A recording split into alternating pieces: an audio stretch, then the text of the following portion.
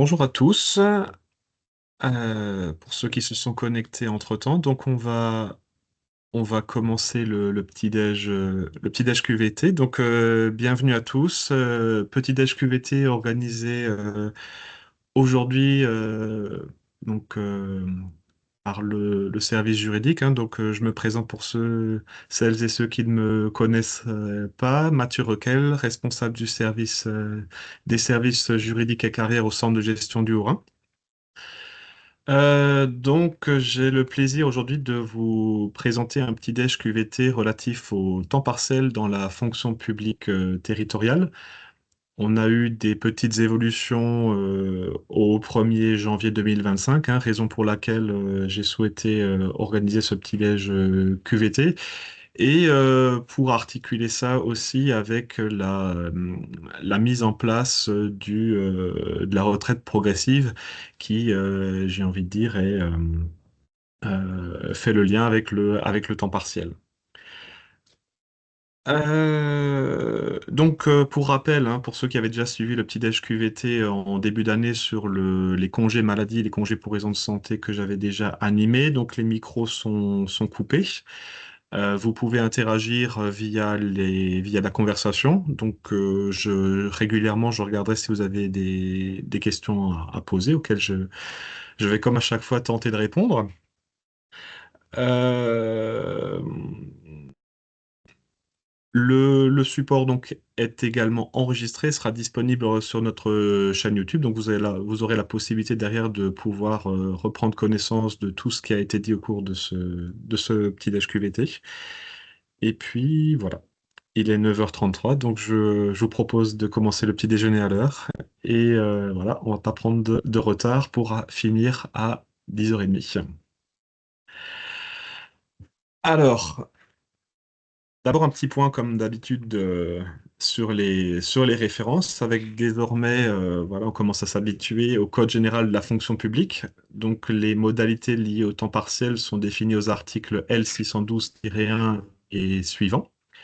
Et la partie réglementaire qui, pour le moment, est toujours, ne relève pas encore du Code général de la fonction publique, mais d'un décret propre, c'est le décret 2004-777 du 29 juillet 2004, qui a été modifié à plusieurs reprises, mais qui est toujours en vigueur.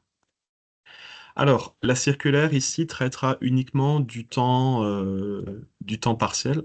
Alors, je vais juste vous partager la circulaire. Euh,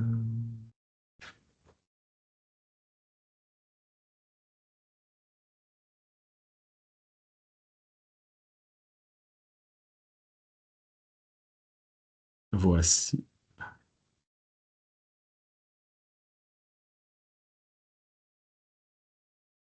Donc, normalement, vous avez la circulaire qui s'affiche.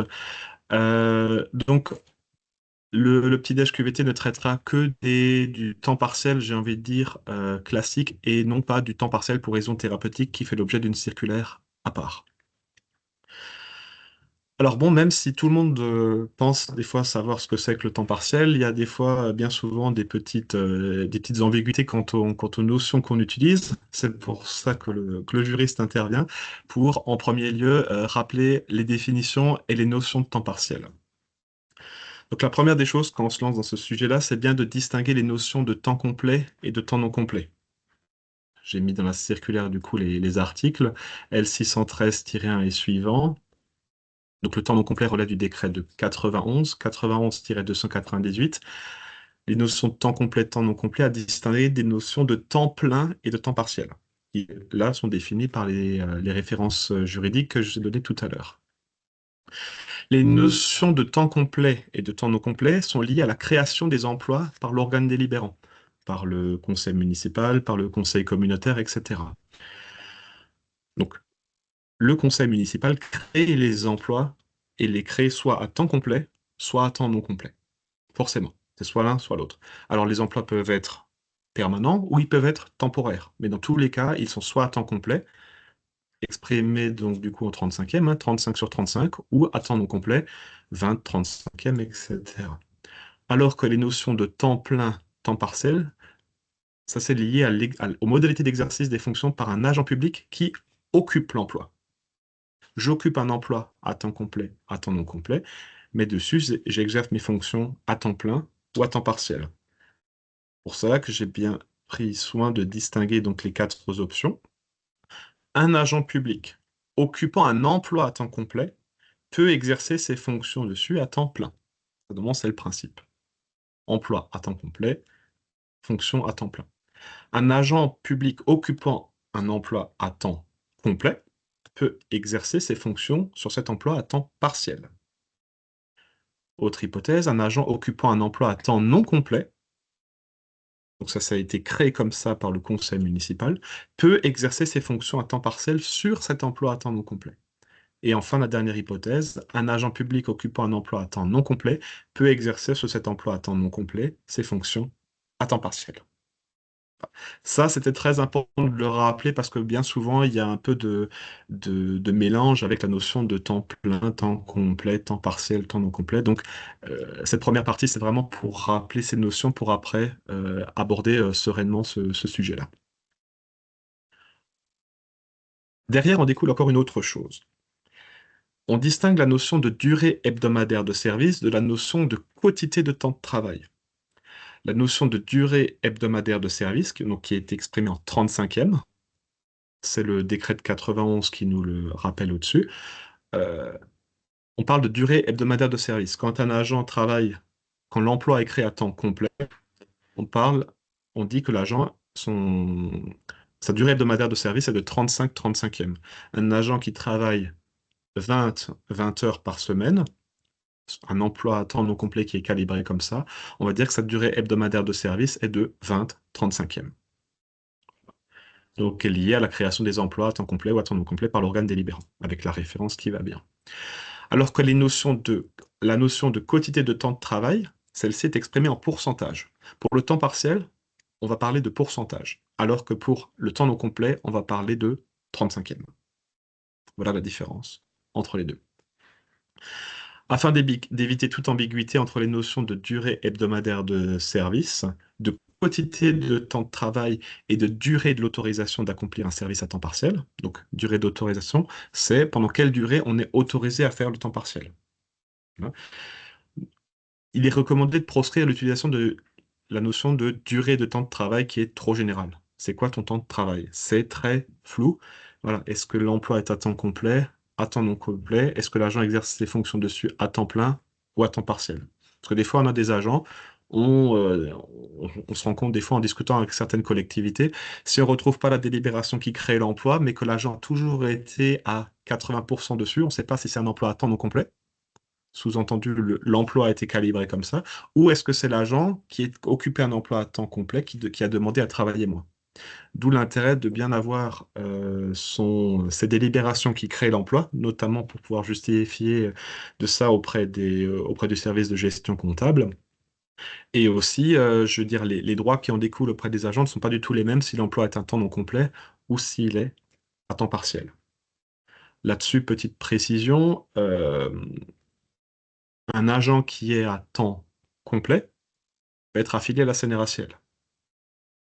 35/35e, voilà, avec le seuil de 28 heures pour l'affiliation CNRACL.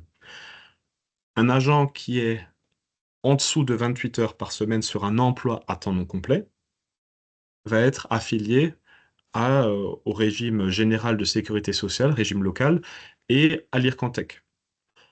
En revanche, un agent qui occupe un emploi à temps complet et qui demande un temps partiel à 50%, va conserver une affiliation à la CNRACL. La CNRACL ne va pas tenir compte de son temps partiel pour l'affiliation à la caisse de retraite. Donc d'où l'importance aussi de savoir quelle est la nature de l'emploi. Est-ce qu'il est à temps complet, à temps non complet, ou de quelle manière il exerce ses fonctions sur cet emploi, à temps plein ou à temps partiel, parce que ça peut avoir une incidence sur l'affiliation au régime de retraite. Y a-t-il des questions au niveau de la conversation pour cette première partie? J'ai juste un mot en anglais, mais je vais ne pas lancer là-dedans. Je vais continuer du coup.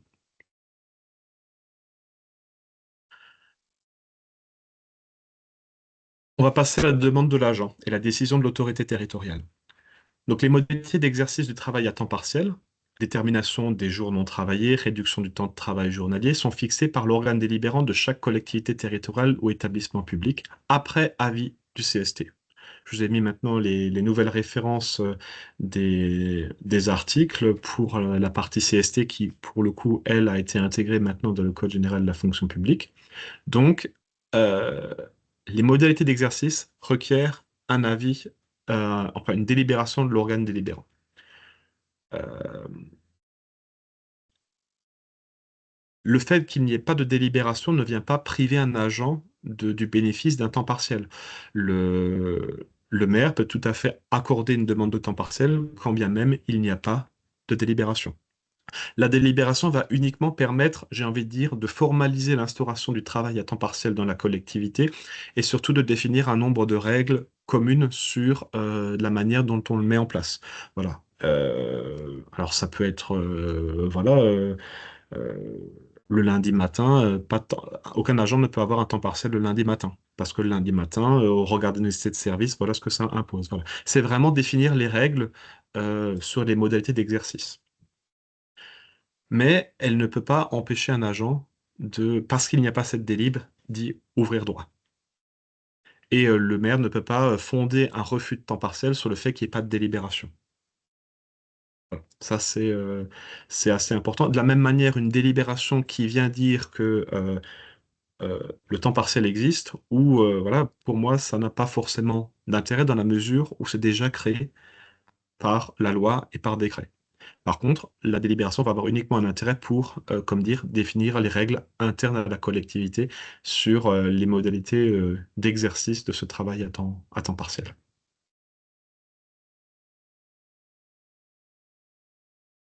On va commencer par le temps partiel le plus courant, c'est le temps partiel accordé au regard des nécessités de service. Il y a comment dire, le temps partiel peut être accordé de deux manières.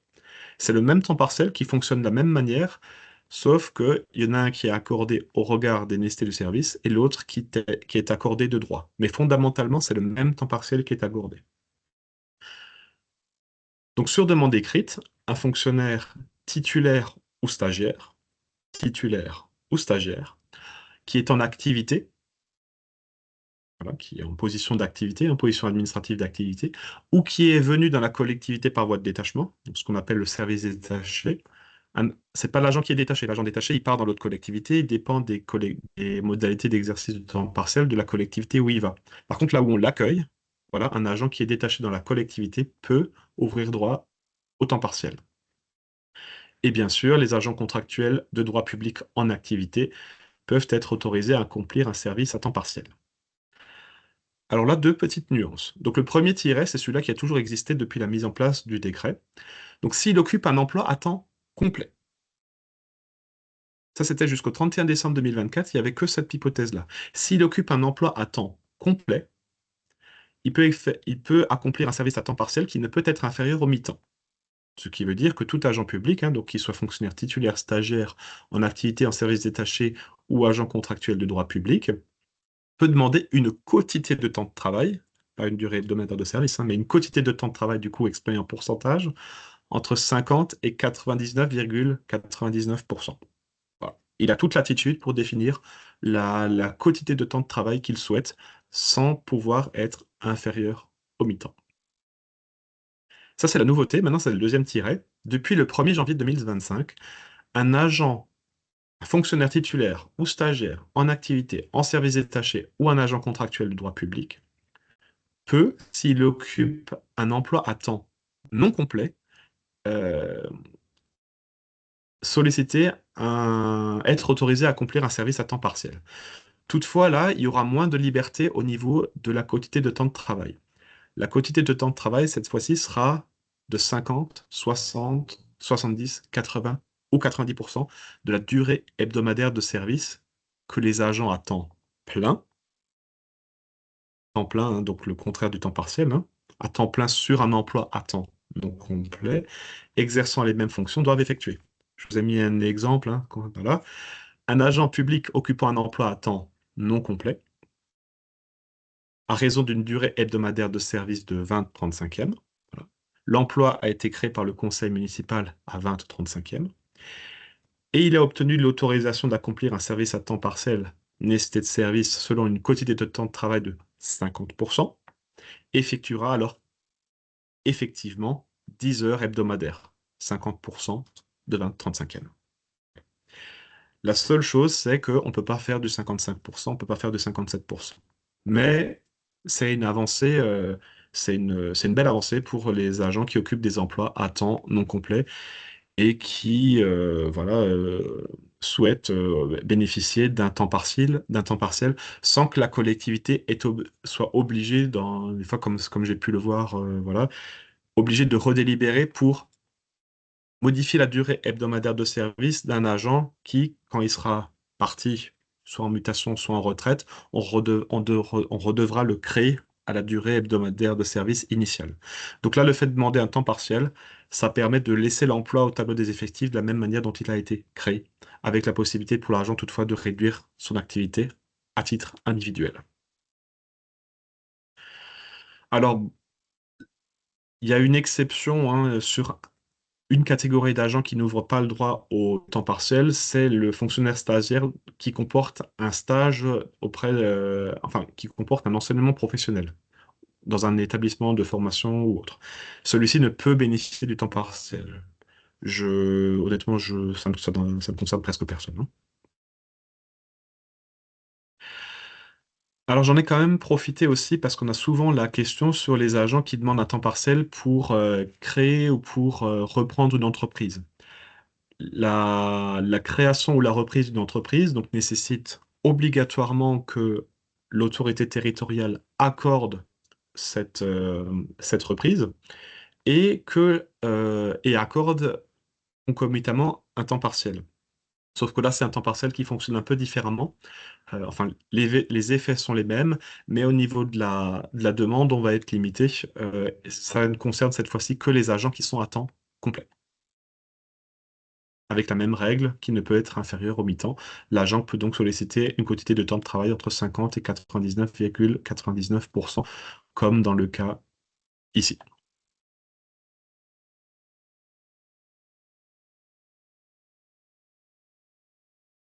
Alors, dans tous les cas, l'autorisation d'accomplir un service à temps partiel est accordée par l'autorité territoriale au regard des nécessités du service et de la continuité du fonctionnement du service, compte tenu des possibilités d'aménagement de l'organisation du temps de travail. Si l'autorité territoriale autorise l'accomplissement d'un service à temps partiel, au regard des nécessités de service, elle établit, l'autorité territoriale, un arrêté individuel en ce sens. Donc ça veut dire que l'autorité territoriale, je sais que c'est rarement le cas, mais c'est déjà arrivé, ça existe, peut refuser une demande d'autorisation d'accomplir un service à temps partiel. Voilà. En disant, voilà, les besoins du service l'exigent, etc., etc. Toutefois, ce refus doit être précédé d'un entretien. Le refus ne pourra être formalisé par écrit que postérieurement à un entretien, et ce refus doit être motivé au regard de ses nécessités et de la continuité du fonctionnement du service. Voilà. Donc, l'obligation de motivation qui est prévue par le Code des relations entre le public et l'administration. Une fois que ce refus a été communiqué à l'agent, donc précédé d'un entretien et motivé, le fonctionnaire a la possibilité, lui, de saisir la CAP, la référence qui va bien. L'agent contractuel peut saisir la CCP, hein, donc l'équivalent de la CAP, mais pour les contractuels, sur la base de l'article ici. Et moi, j'invite les collectivités dans le courrier de réponse à faire part aux agents qu'ils ont la possibilité de contester le refus auprès de ces instances. Y a-t-il des questions? Je vois qu'il y en a une. Ne faut-il pas de délibération pour les accords de temps partiel au regard de nécessité de service? Alors pour moi, le refus, ce n'est pas une compétence de l'organe délibérant, c'est une compétence du maire. C'est une compétence propre du maire. La délibération ne vient que pour fixer le cadre. Comme toujours, hein, le cadre du RIVZEP, le cadre du CET. De la même manière que pour le CET, on n'est pas obligé d'avoir une délibération CET. C'est vivement recommandé pour définir voilà, comment on l'alimente, comment on l'utilise, est-ce qu'on indemnise, est-ce qu'on n'indemnise pas, mais c'est pas une obligation. Moi, je le recommande vivement. Ça permet à minima de définir une règle, j'ai envie de dire, qui est inscrite dans le marbre, voilà, le fonctionnement interne de la collectivité, parce que sinon, la collectivité fonctionne avec les dispositions réglementaires voilà, qui sont, j'ai envie de dire, un peu impersonnelles et qui ne tiennent pas compte forcément des besoins de la collectivité. Je sais pas si j'ai répondu à votre question. Je vois qu'il y a une deuxième question. Bonjour, 50% de 20-35e, ce n'est pas 50% d'un temps plein. Alors attention, temps plein, un agent dont l'emploi a été créé à 20-35e, il est à temps plein. Alors je reprends, un agent qui est à 20-35e, où l'emploi a été créé par le conseil municipal à 20-35e, et qui travaille 20-35e, il est à temps plein sur un emploi à temps non complet.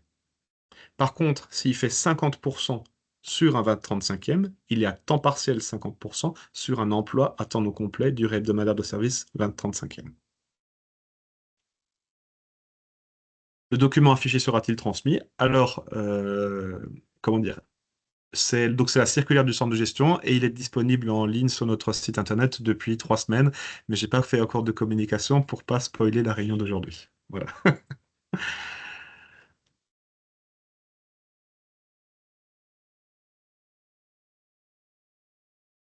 Selon une quotité de 50% de la durée hebdomadaire de service, un agent à temps plein. Oui, ça c'est la rédaction réglementaire. Donc en fait, c'est le temps plein.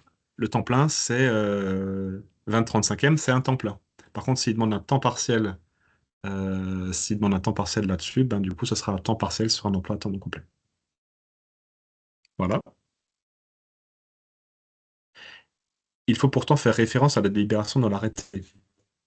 Alors la délibération qui crée l'emploi, oui, tout à fait, hein, ça, c'est le service de gestion comptable maintenant impose systématiquement la référence à la délibération qui crée l'emploi, qu'il soit à temps complet ou à temps non complet. Et après, à vous de viser en plus la demande à temps partiel de l'agent pour, j'ai envie de dire, pour justifier le fait que on fait le 50% du 20-35e. Ça va être très utile, surtout pour derrière, pour le comptable, pour vérifier. Voilà, c'est quelque chose qui se met en place, hein. Je pense que le temps partiel des temps non complets, c'est quelque chose qui va se développer, hein. C'est pas, il n'y a pas eu trop de communication encore là-dessus, mais on va le voir à la fin avec la retraite progressive, avec ce genre de choses, hein, sur les métiers, voilà, sur des agents qui relèvent des grades d'adjoint technique ou d'ATSEM, c'est peut-être quelque chose qui va monter en puissance, hein. Voilà. D'où maintenant peut-être aussi le fait qu'ils aient étendu ce bénéfice-là à autant non complet, hein. On va passer à l'autorisation de temps partiel accordée de droit. Donc j'ai mis le toutefois pour dire, par opposition au fait que ici, c'est une compétence de l'autorité territoriale d'accepter ou de refuser le temps partiel. Ici, toutefois, sur demande écrite, avec les pièces justificatives correspondantes, par exemple un extrait d'acte de naissance, hein, on va voir après les tirets, l'autorisation d'accomplir un service à temps partiel est accordée de plein droit, donc aux fonctionnaires titulaires, aux stagiaires en activité ou en service détaché, à l'agent contractuel qui occupe un emploi à temps complet ou à temps non complet. Alors là, les quotités, c'est pareil. Là, les fonctionnaires à temps complet sont liés par ces quotités de temps de travail suivantes, donc le 50, le 60, le 70, le 80% de la durée hebdomadaire de service que les agents à temps plein exerçant les mêmes fonctions doivent effectuer. Donc un agent à temps plein par rapport à sa durée hebdomadaire de service, hein. Donc, il y a 4 tirets où l'autorité territoriale, s'il est saisi d'une demande en ce sens, ne peut pas refuser le temps partiel. L'agent qui le demande, il l'a forcément.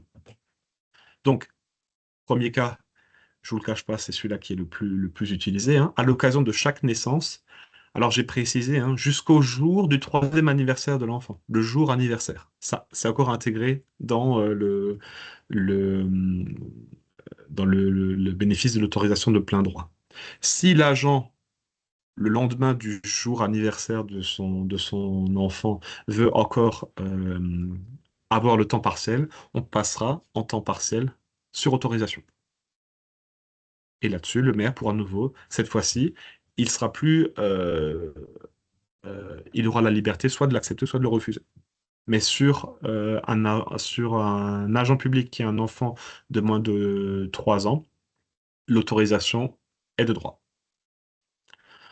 Autre possibilité, c'est à l'occasion de chaque adoption jusqu'à l'expiration d'un délai de 3 ans à compter de l'arrivée au foyer de l'enfant adopté.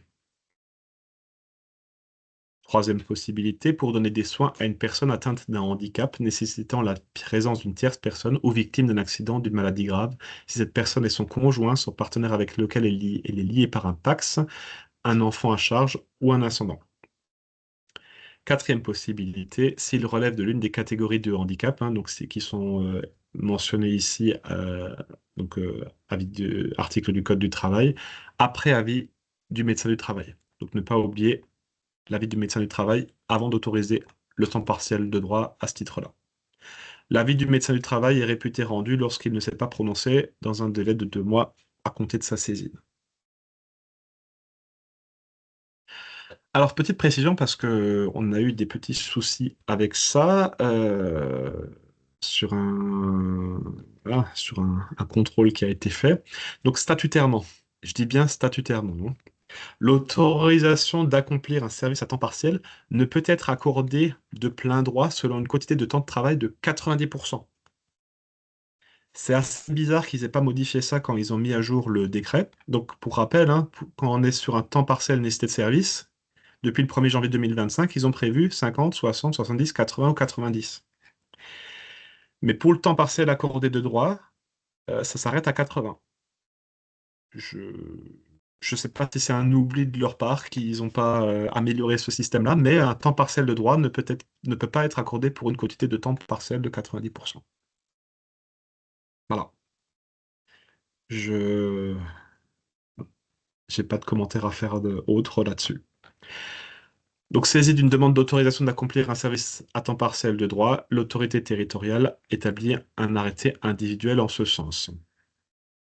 Euh, voilà, elle ne peut refuser une demande d'autorisation d'accomplir un service à temps partiel de droit, y compris s'il y a des problématiques de continuité de fonctionnement du service. C'est pas possible de le refuser, l'autorité territoriale est obligée de l'accorder. Y a-t-il des questions? Non. La durée d'autorisation et la réintégration à temps plein. On ne parle pas de réintégration à temps complet, on parle de réintégration à temps plein. L'agent était à temps partiel, il revient à temps plein. L'autorisation d'accomplir un service à temps partiel est accordée pour une période initiale comprise entre 6 mois et 1 an.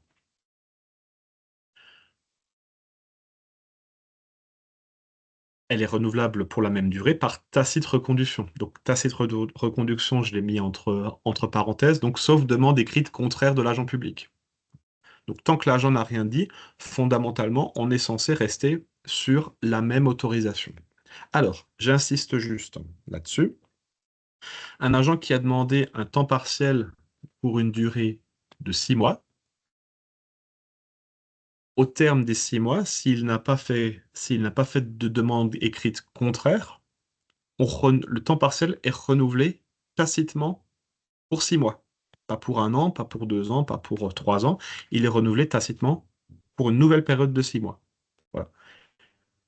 Du coup, cette période de 6 mois, elle sera renouvelée 5 fois, 5 renouvellements, pour arriver aux 3 ans. Si l'agent demande une autorisation d'accomplir un service à temps partiel de 1 an, il y aura 2 renouvellements de 1 an pour arriver aux 3. Donc, il y a bien marqué pour la même durée.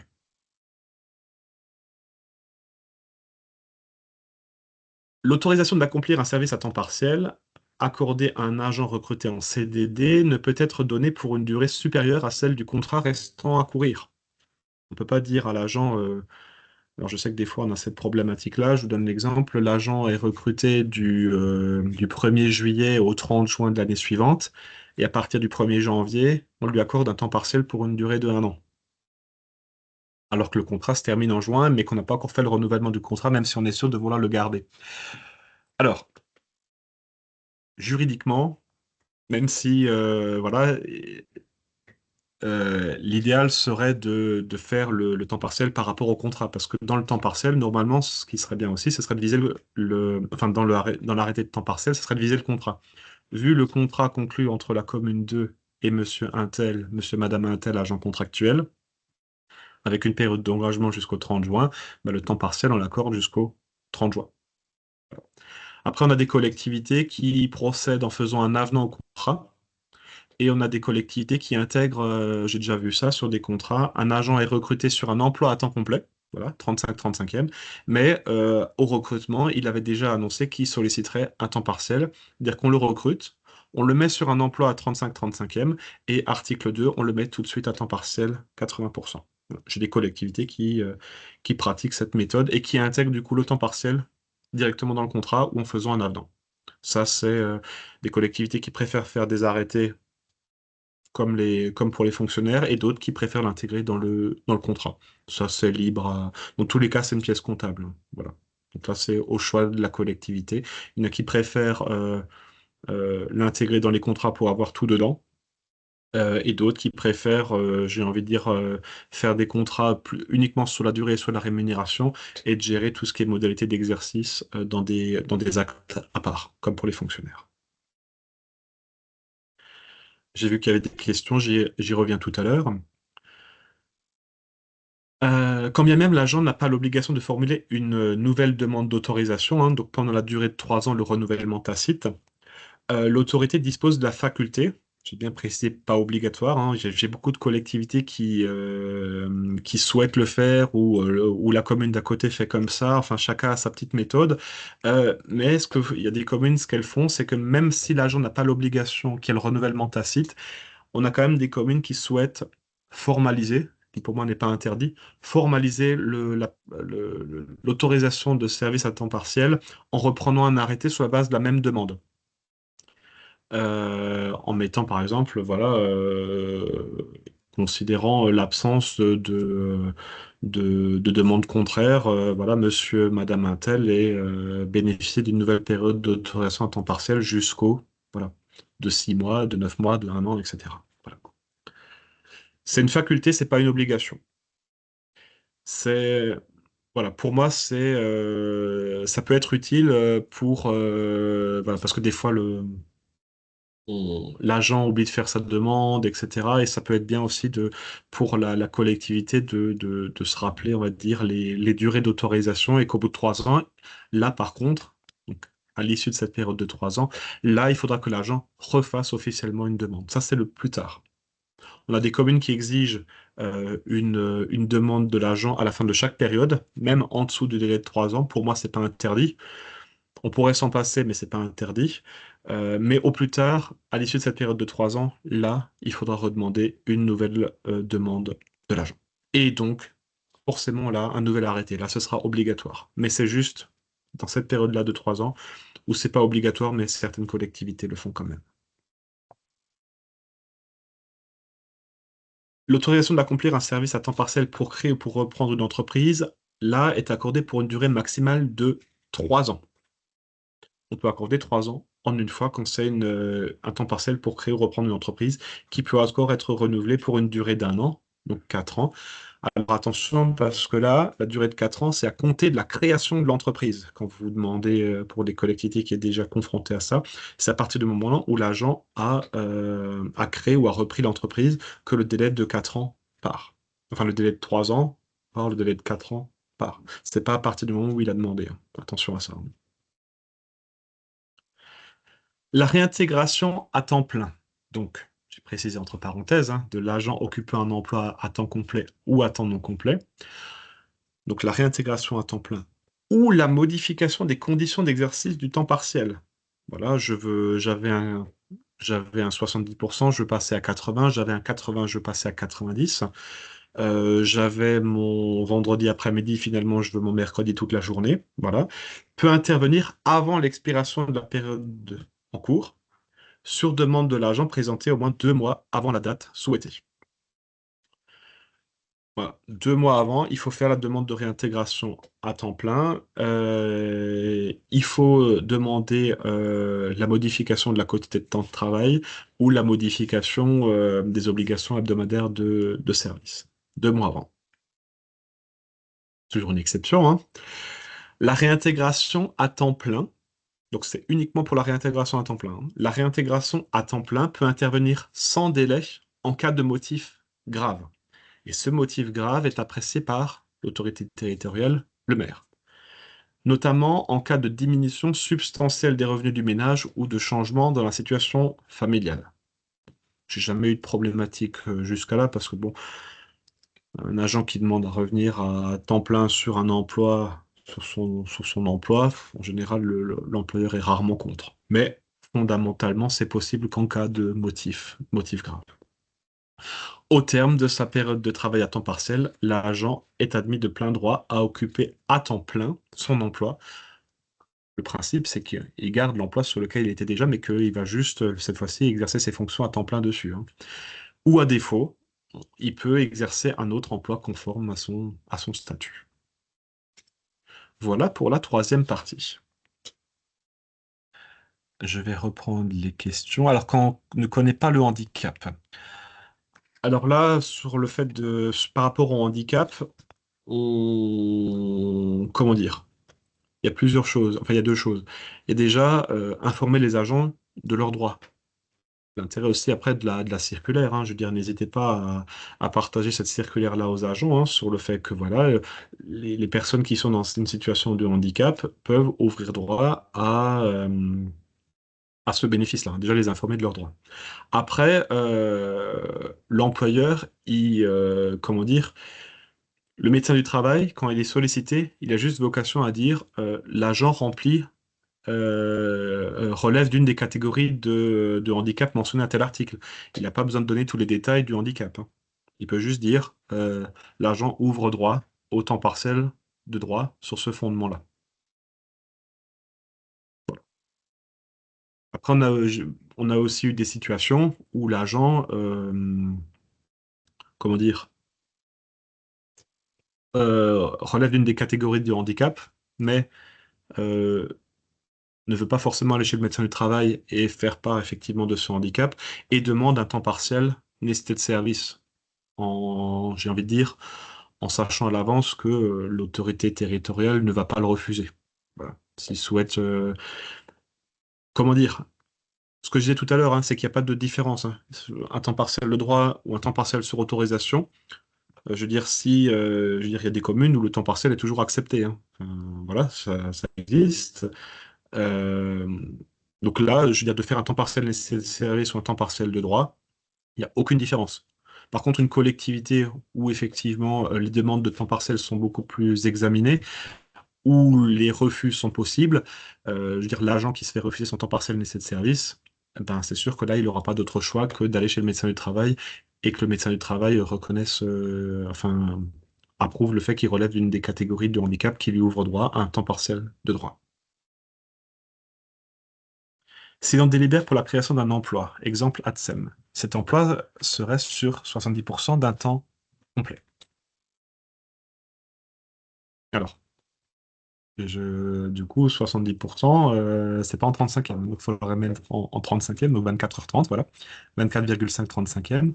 On est bien sur un emploi soumis à l'IRCANTEC. Tout à fait, oui. Donc à, l'emploi sera à temps non complet 24,5 35e. L'agent sera donc, alors, bon, s'il est contractuel, forcément, il sera IRCANTEC, mais s'il est fonctionnaire, il sera fonctionnaire IRCANTEC là-dessus. Et il peut demander un temps partiel là-dessus.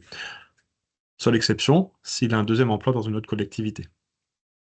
S'il a un autre emploi, si par exemple il travaille pour une autre collectivité, il fait le temps périscolaire d'après, et il a un autre emploi à 30% en tant que fonctionnaire aussi, on cumule les deux pour l'affiliation sénéracielle.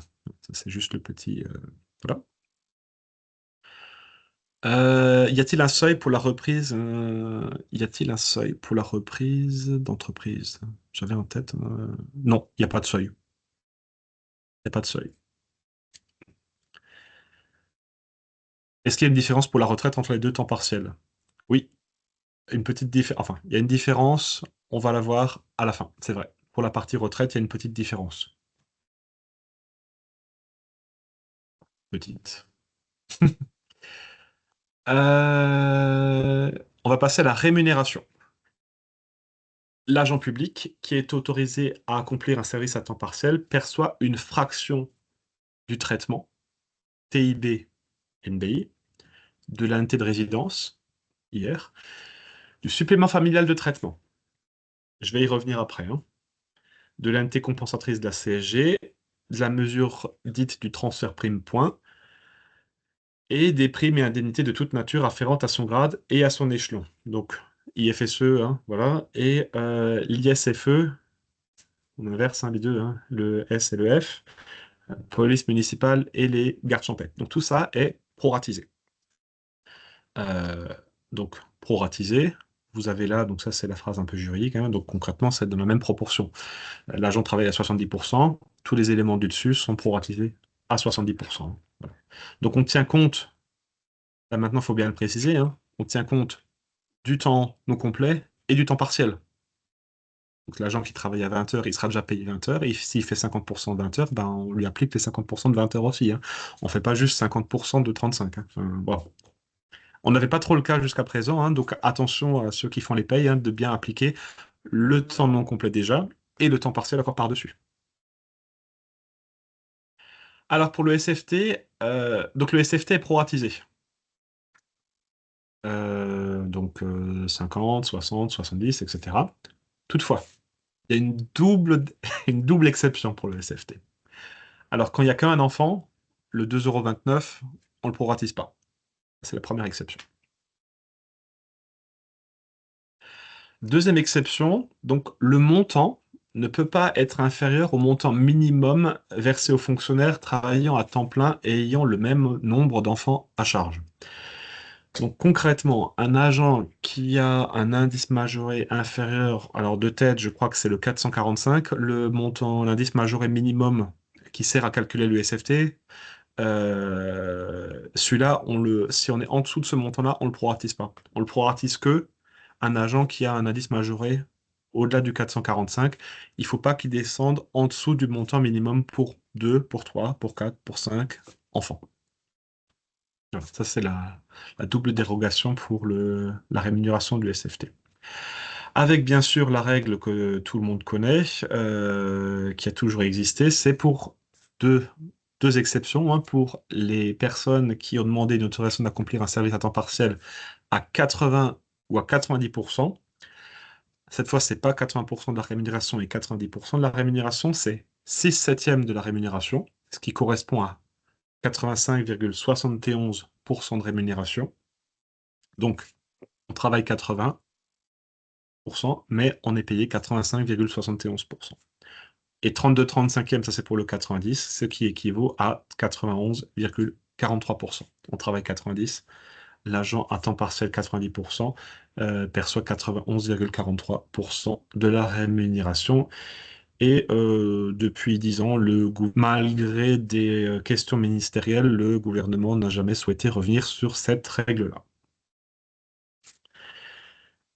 Et alors, une question. Du coup, on est bien d'accord qu'un agent à temps plein ne peut pas cumuler avec une entreprise ou un autre emploi. Alors, si.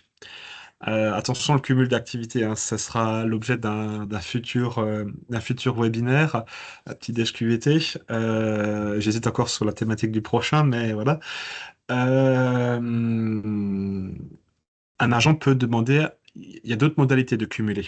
Il y a l'activité accessoire. Donc ça, c'est la liste des 12-13 activités que l'agent peut être autorisé à accomplir en plus de son temps de travail public.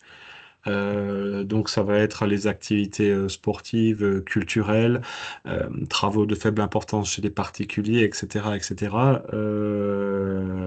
Voilà, enseignement et recherche, expertise et consultation, vente de biens fabriqués personnellement par l'agent. Ça, de l'activité accessoire. Là, on est vraiment sur créer une entreprise. Alors, il y a une dérogation pour les micro-entreprises. Un agent qui vend des biens qu'il a personnellement fabriqués, il peut avoir, il peut créer une auto-entreprise. Il peut créer une auto-entreprise et le solliciter au titre de l'activité accessoire. Ça, c'est possible. Mais il faut bien qu'il rentre dans la liste des activités pouvant être autorisées. Je ne vais pas m'étendre plus parce que c'est un sujet assez large, le cumul d'activités, et c'est pas la thématique du jour. Mais pour répondre à votre question, il y a d'autres possibilités de cumuler, hein.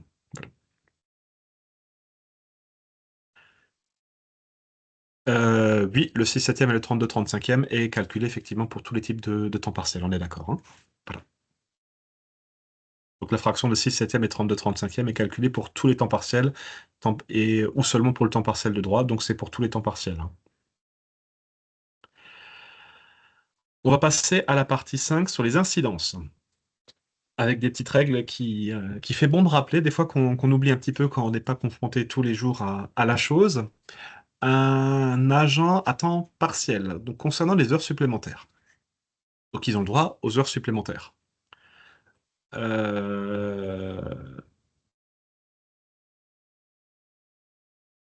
dans les mêmes conditions que pour les agents publics, donc qui exercent leurs fonctions à temps plein. Donc voilà, hein.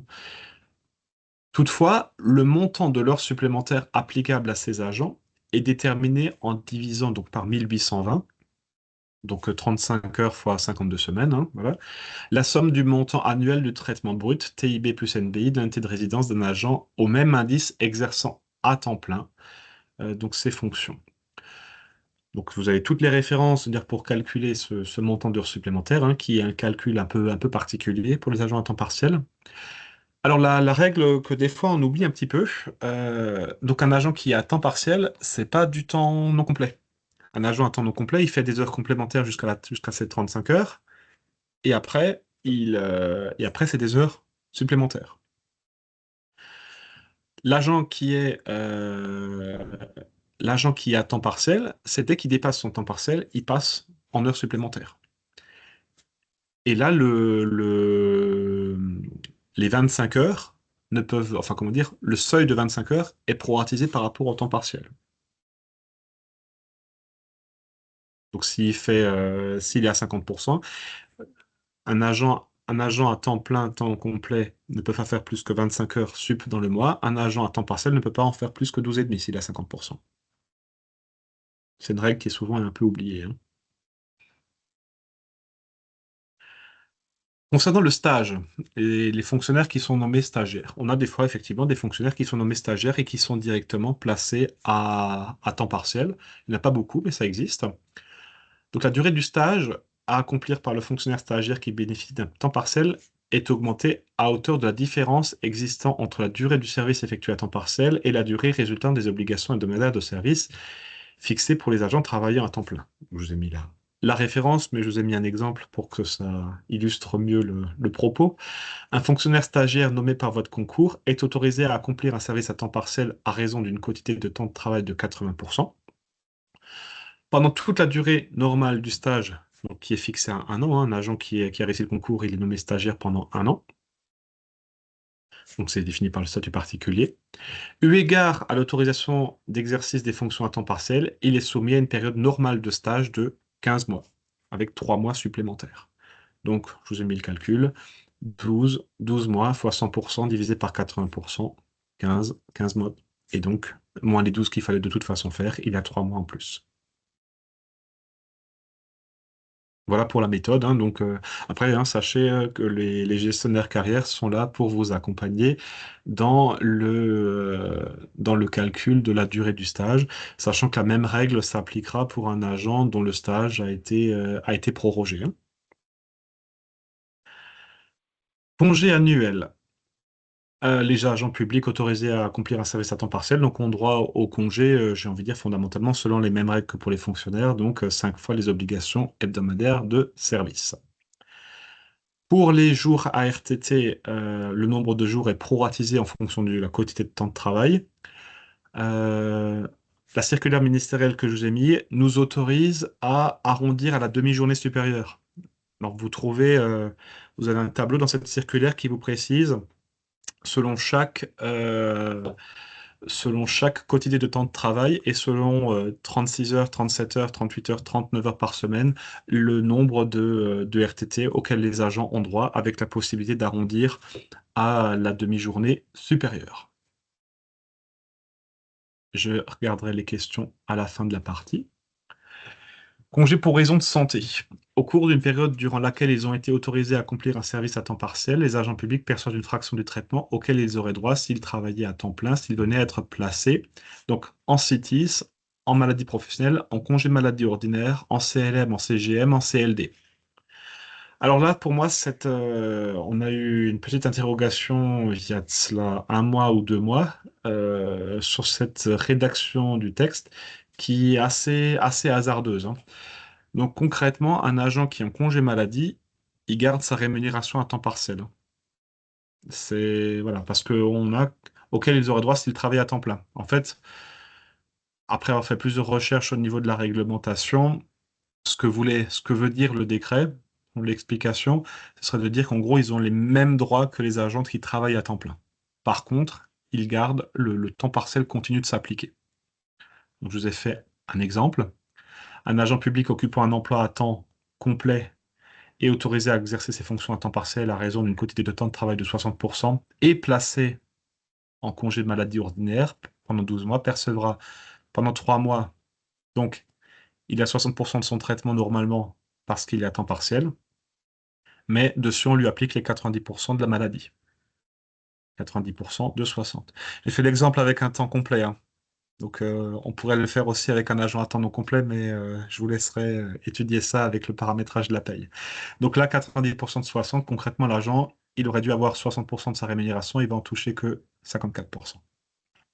Et après, les 9 mois suivants, donc là c'est 50% hein, pour les 9 mois suivants en CMO, donc là 50% des 60% du traitement qu'il a, donc ça fait 30%. À l'issue de la période de travail à temps partiel, les agents qui demeurent en congé pour raison de santé recouvrent les droits des agents exerçant leurs fonctions à temps plein. Voilà. Donc si le temps partiel s'arrête au cours du congé maladie, l'agent, là, il peut demander effectivement à réintégrer ses fonctions à temps plein.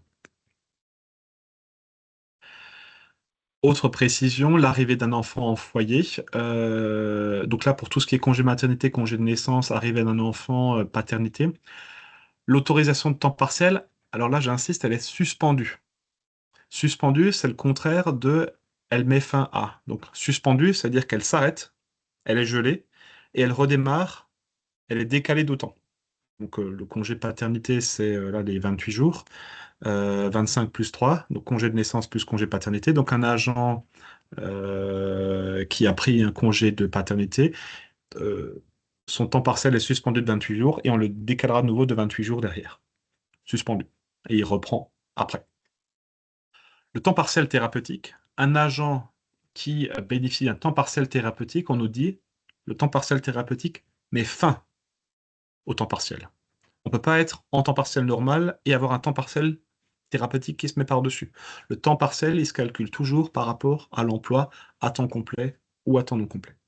Donc là, un agent qui est à 80% jusqu'au 30 juin, le 1er juillet, il passe à temps partiel thérapeutique. Le 1er juillet, son temps partiel sur autorisation s'arrête et on fait un temps partiel thérapeutique à 50% ou voilà, sur le temps complet. Mais il n'y a pas encore un temps partiel encore en plus, hein. On ne fait pas du temps partiel thérapeutique sur un temps partiel, sur un temps complet ou un temps non complet. Voilà pour les notions. Donc j'ai bien mis, c'est le contraire de suspens. Suspendu, contraire met fin à, le contraire de suspens. Pour l'ouverture des droits, les services à temps partiel sont assimilés à des services à temps plein pour le calcul de l'ancienneté, ou pour le réexamen, ou pour l'évolution des conditions de rémunération, pour les droits à la formation, pour le recrutement par voie de concours et pour la détermination du classement d'échelon des lauréats de concours. J'ai vu qu'il y avait deux questions. Et pour les 35-35e, cela équivaut à quoi en quantité, s'il vous plaît? Euh, Là, c'est, ben, alors 35-35e, c'est un temps non complet. Donc là, on applique 35-35e de la rémunération. Là, c'est pas du temps partiel, là, c'est du temps non complet. Mais sinon, vous appliquez le même pourcentage, hein, la même quotité. Donc, un agent à temps non complet de 10 heures par semaine, oui, est en heures complémentaires normales et exonéré jusqu'à... non, un agent à temps non complet qui travaille 10 heures. Donc là, on ne parle pas de temps partiel, on parle de temps non complet. Un agent qui a temps non complet 10 heures, jusqu'à la 35e heure, il est payé en heure normale. Là, c'est des heures complémentaires. Il n'y a pas de temps partiel pour moi dans cette histoire. Donc là, il est en heures complémentaires. Alors, normalement, les heures complémentaires, soit elles sont rémunérées au même taux, soit pour les collectivités qui ont une délibération en sens, il y a la possibilité depuis 2020 de prendre une délibération pour majorer les heures complémentaires pour les agents à temps non complet. Mais ça, c'est pas obligatoire. Pour le TPT, cela peut donner des choses étranges. Nous avons eu un agent contractuel en TPT qui a eu des IJ sur la base d'un temps plein, dont il a gagné en paye sur sa période de TPT par rapport à son temps partiel ordinaire. Oui, ben après, les IJ sont calculés par rapport à l'attestation de salaire sur les 3 derniers mois. Après, si vous voulez, ce cas très particulier, on pourra l'étudier pour voir ont été fait les choses. Mais après, la CPM, elle verse par rapport aux attestations de salaire, hein. Le petit déjeuner s'éternise, hein, donc je vais passer à la sixième partie, hein, la dernière, le temps partiel et la retraite. Alors j'ai mis retraite publique, j'ai pas mis retraite CNRACL, pour la simple et bonne raison, c'est qu'on a aussi des agents qui viennent de l'État et qui ont les mêmes règles pour ceux qui sont détachés dans la fonction publique territoriale. Donc, alors là, ça concerne uniquement les fonctionnaires, hein. Les contractuels ne sont pas concernés par cette dernière partie, donc que les fonctionnaires et les CNRACL ou les agents ou les agents de l'État qui relèvent donc de la caisse de retraite des agents de l'État. Donc, la CNRACL pour les agents FPT et pour les fonctionnaires de l'hospitalier qui sont en détachement dans la FPT et pour les agents de l'État qui sont en service détaché dans la FPT. Alors, concernant la constitution du droit à pension de retraite et le calcul de la durée d'assurance, donc la constitution du droit à pension, hein, c'est les de tête, bon, je ne suis pas l'expert retraite, hein, je laisse ça à Madame Baissert et Madame Houry qui sont à la pointe là-dessus. Euh, donc, constitution du droit à pension de retraite. Là, il faut justifier d'au moins 2 ans pour pouvoir ouvrir un droit à pension de retraite CNRACL. Le calcul de la durée d'assurance, donc ça, c'est le nombre de trimestres dont il faut justifier pour pouvoir obtenir la retraite. Donc, les périodes accomplies à temps partiel sont comptées pour la totalité de leur durée. Là-dessus, il n'y a pas on ne proratise pas un agent qui travaille à 50% pendant 2 ans. Pour l'ouverture du droit à pension et pour le calcul de la durée d'assurance, ça sera pris en compte en totalité. On prendra les 2 ans.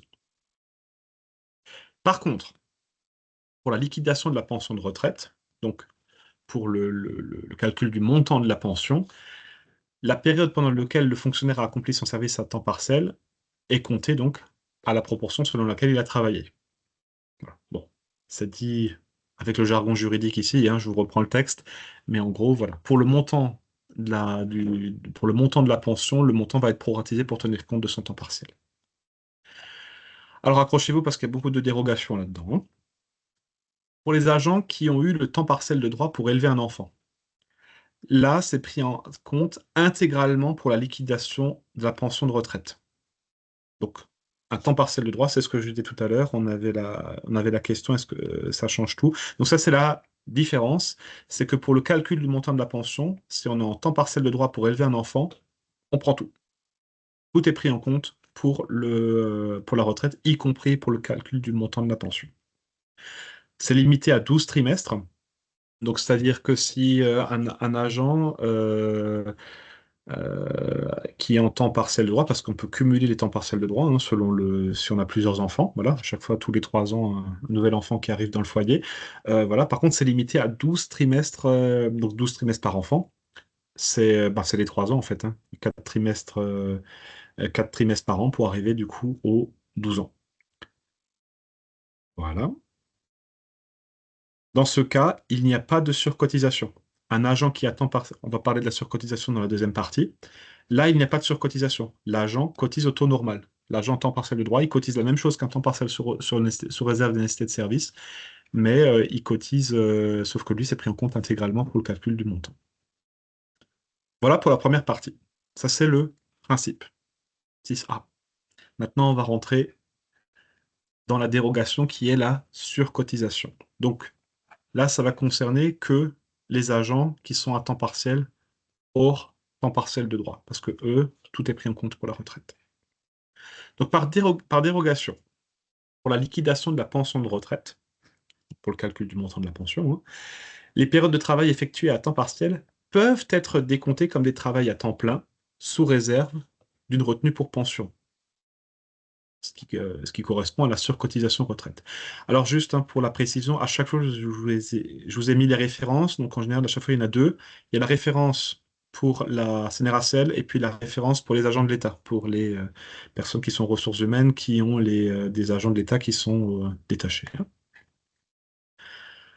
La surcotisation retraite relève de la seule charge du fonctionnaire, c'est-à-dire que l'employeur n'est pas pénalisé par le fait qu'un agent veut lui demander à surcotiser. L'employeur, ça ne lui coûtera pas plus cher que l'agent surcotise ou qu'il ne surcotise pas.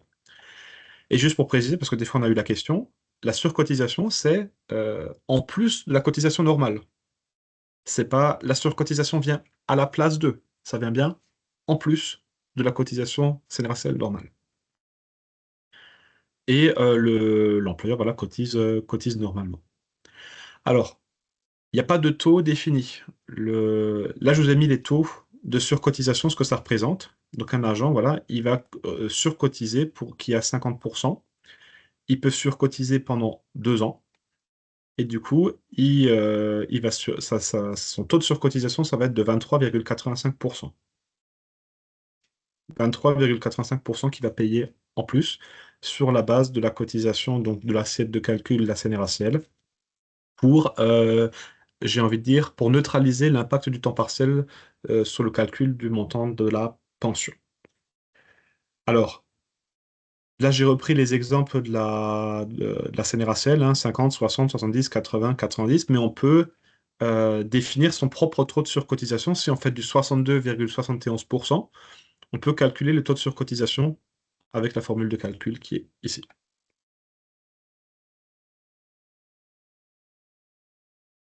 Les taux de surcotisation à la charge de l'agent et la contribution à la charge de l'employeur permettent donc le calcul. Donc les taux sont ceux en vigueur au moment où les services sont effectués. Voilà, à l'instant T, hein. Par dérogation, le fonctionnaire. Alors, il y a une nouvelle dérogation, c'est le fonctionnaire qui est en incapacité permanente au moins égale à 80%, il ne paye pas la surcotisation. Il est redevable enfin, il est redevable de la retenue au taux normal sans surcotisation. C'est encore une dérogation qui vient se greffer là-dessus.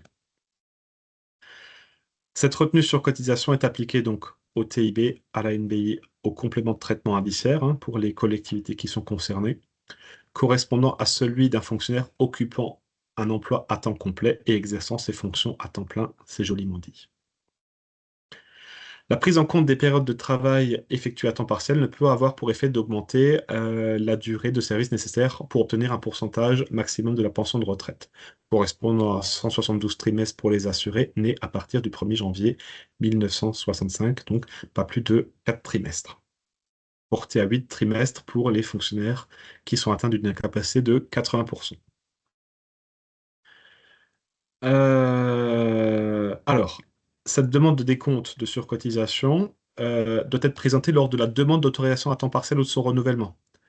Pour ça, dans les modèles d'arrêté, ça a été intégré. En cas de renouvellement tacite de l'autorisation de travail à temps partiel, la demande de décompte doit intervenir au plus tard à la fin de la période pour laquelle l'autorisation a été précédemment délivrée. Voilà. Et elle porte sur toute la période visée par l'autorisation de travail à temps partiel. On ne peut pas couper une partie je surcotise, une partie je surcotise pas. Il faut que la surcotisation se fasse sur toute la période de temps partiel qui a été accordée. Donc dans la limite de 4 trimestres ou de 8, comme on l'a vu au-dessus.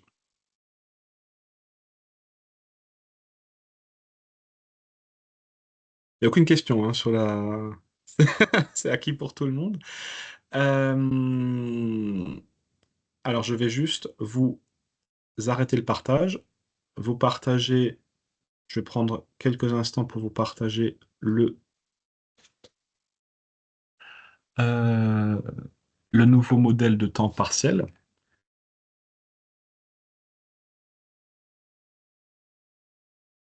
Alors j'insiste, comme à chaque fois, hein, sur le fait que c'est un modèle. Donc il est, j'ai envie de dire, il a été travaillé et retravaillé, libre à la collectivité derrière de l'adapter par rapport à ce qui, je veux dire, ce dont elle a besoin. Voilà. Alors je vais faire un petit zoom dessus. Donc avec les phrases, hein, voilà, arrêté portant autorisation d'accomplir un service à temps partiel, accordé sous réserve de nécessité de service. Il y a le même pour accorder de droit, hein. Donc, les références. J'ai fait un modèle cette fois-ci unique pour tous les agents. Donc, ça va aussi bien du temps non complet, donc emploi à temps non complet, du fonctionnaire stagiaire, de l'agent contractuel. Il s'adapte à tous. Le décret de 2004, le jour où tout sera intégré dans le code, je le mettrai à jour avec les bonnes références. La délibération, si elle existe, fixant les modalités d'exercice du travail à temps partiel. La demande de l'agent, avec on précise que c'est entre 50 et 99,9% pour un temps complet et 50, 60, 70 ou 80 ou 90 pour un temps non complet. Il fallait faire cette distinction-là entre les deux. À compter du pour une durée de entre 6 et 12 mois, vu le modèle, vu l'essai du service. Si l'agent relève du régime spécial, s'il a souhaité ou s'il n'a pas souhaité surcotiser, parce qu'il faut le mettre pour la durée. Si la demande a été faite au titre d'une retraite progressive, voilà, ça c'est voilà, ça c'est, on va dire, l'évolution. Donc maintenant, on en a parlé rapidement tout à l'heure, un agent qui est à temps complet, à temps non complet, a la possibilité de faire une demande de retraite progressive, donc 4 ans, donc depuis le 1er septembre 2025, 4 ans avant l'ouverture du droit à pension.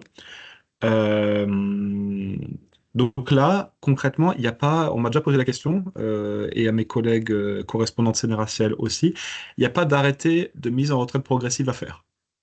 Voilà. L'agent, il doit juste prendre contact avec nos correspondantes CNRACL, hein, donc Madame Houry et Madame Baissert, ou via la collectivité, hein.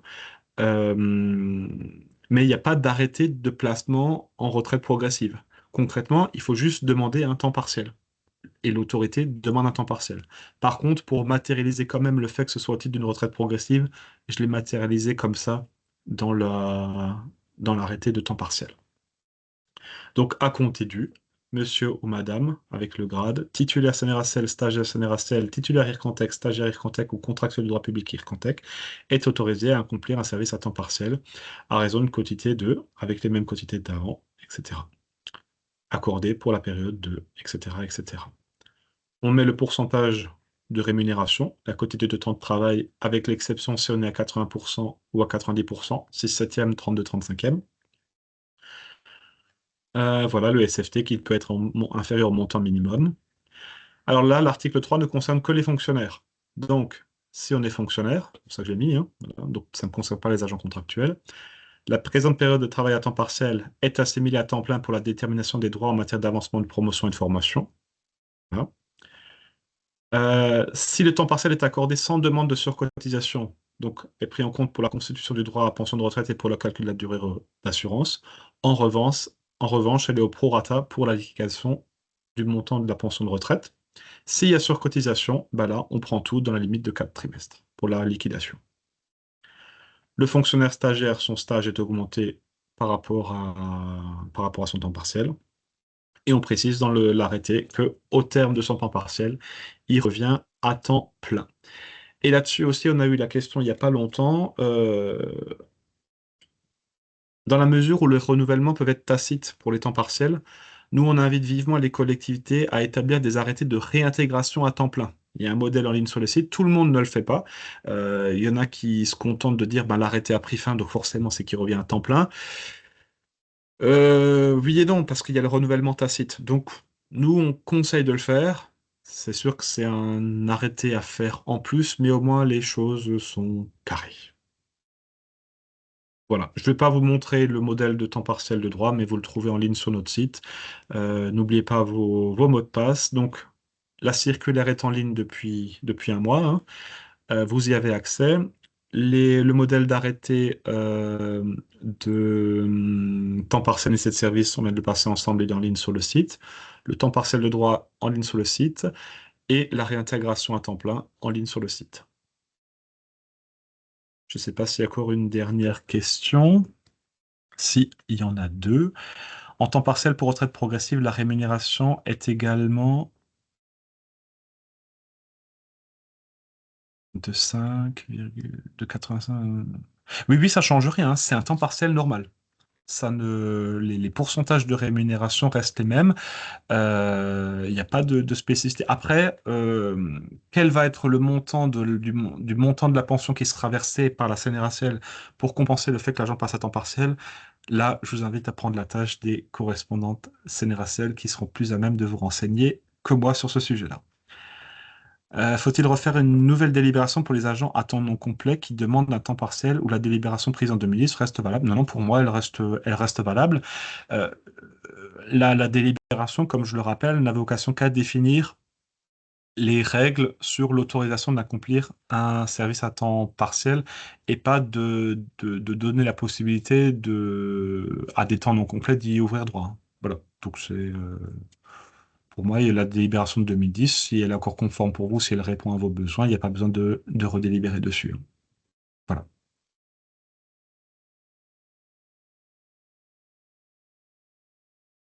Bon, on arrive au bout de ce petit déj QVT. Il est 10h, il est 10h43. Je vous remercie en tout cas d'être toujours aussi nombreux à participer à ce petit déj, QVT.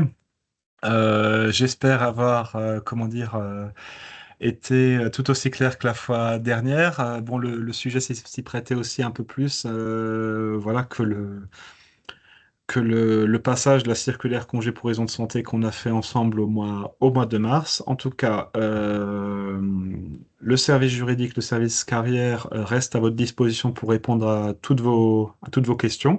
Voilà, vos interlocuteurs privilégiés pour répondre à toutes vos questions statutaires, donc n'hésitez pas. Bien sûr, prenez le temps d'aller voir le site internet et je rappelle donc que ce petit déj QVT a été enregistré et qui sera disponible en ligne sur le site du centre de gestion sur sa chaîne YouTube. Merci à vous et à très bientôt. Au revoir.